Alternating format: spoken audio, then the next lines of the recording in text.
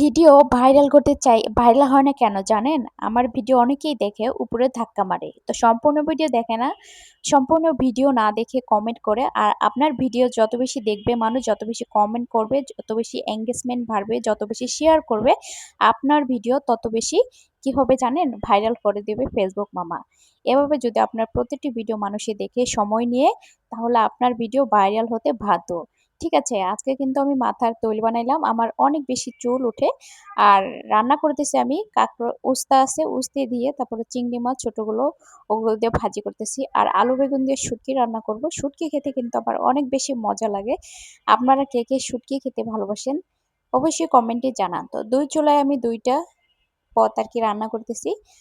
এখানে ভাজি বসাই দিছি আর একটাতে শুটকির তরকারি বসাই দিছি। আবার একই সাথে ভিডিও করতেছি।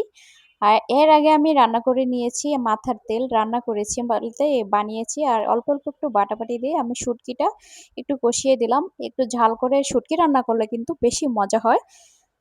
তো একসাথে রান্না করা তারপরে আবার এই যে পাশাপাশি হাঁড়ি পাতিলগুলো মাজতেছি। আবার আমার বেবি আছে একটু পর পর এসে কোলে উঠতেছে। বিশেষ করে বেবিদের নিয়ে বাসার কাজগুলো করা অনেক বেশি কষ্টের হয়। আর গ্রামে থাকলে তো আমার মনে করেন যে পাড়া প্রতিবেশী পাশাপাশি ঘর বাড়ি আছে। অনেকেই একসাথে বসবাস করলে বেবিদের রাখা নিয়ে একটু সমস্যা হয় না। বিশেষ করে বাসাবাড়িতে যারা একা থাকেন আর সমস্ত ঘরের কাজ করেন তাদের কিন্তু বেবি নিয়ে কাজ করা অনেক বেশি কষ্টের।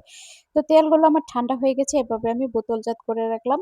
এই তেলটা দেওয়ার পরে আরকি অনেকটাই আমার মাথার চুল পড়া বন্ধ হয়ে গিয়েছে। এই যে দেখেন, এখানে কিন্তু শুটকিটা আমি কষিয়ে আরকি মাংসটা আরে কি বলি, শুটকির যে আছে মসলাটা খুব ভালোভাবে কষানো হয়ে গেছে। তারপরে আমি শুটকি কিন্তু এই যে দেখেন ফাইনাল লুক একদম গরম, গরম মজা হয়েছে। আর এই যে উস্তে ভাজি করছি চিংড়ি মাছ দিয়ে দেখেন।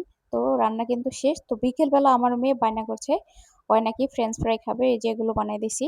একদম মচমচে হয়েছে, আরাম করে বসে খাচ্ছে বলে অনেক বেশি মজা, অনেক বেশি মজা। আচ্ছা, আজকে আমার ভিডিওটি কেমন হয়েছে অবশ্যই লাইক, কমেন্ট করে শেয়ার করে পাশে থাকবেন সবাই।